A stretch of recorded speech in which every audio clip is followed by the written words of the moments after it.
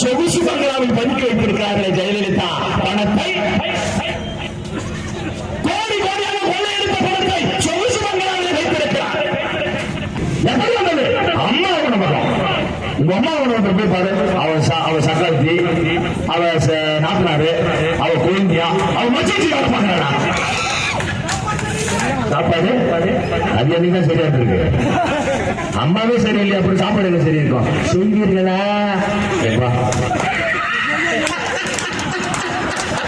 ஈப்பொடி செல்வவாசன் என்றைக்கு தலைமையில் முழக்கமிட்டேனோ செய்வீர்களான்னு அதுக்கப்புறம் ஜெயலலிதா சொல்றதே இல்லை.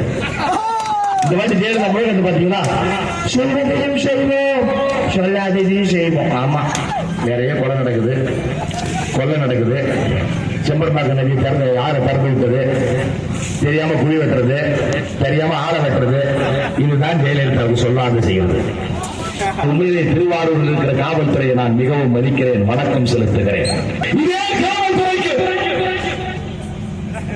8 மணி நேரம் வேலை கொடுங்க அப்படின்னு கேட்டாரு புரட்சி கலைஞர் கேப்டன். இது வரைக்கும் ஜெயலலிதா கொடுத்தாரா?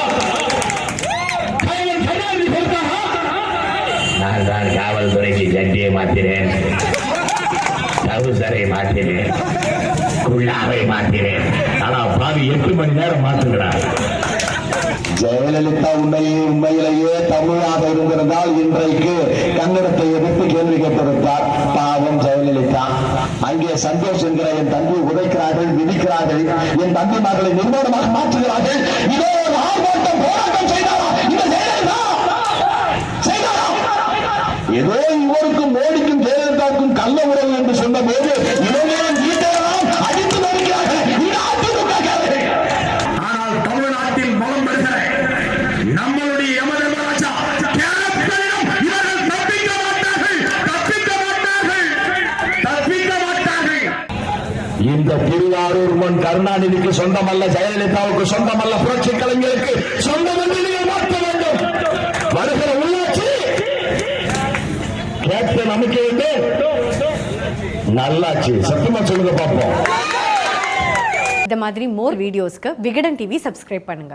நீங்கள் பார்த்து கொண்டிருக்கும் இந்த பிரம்மாண்ட மலை வெறும் குப்பைகளால் மட்டுமே உருவான கொடுங்கையூர் குப்பை மேடு. இங்கே சிறிது நேரம் இருந்துவிட்டு வெளியில் சென்றால் 5 மணி நேரத்திற்கு உடம்பில் தெம்பிருக்காதாம்.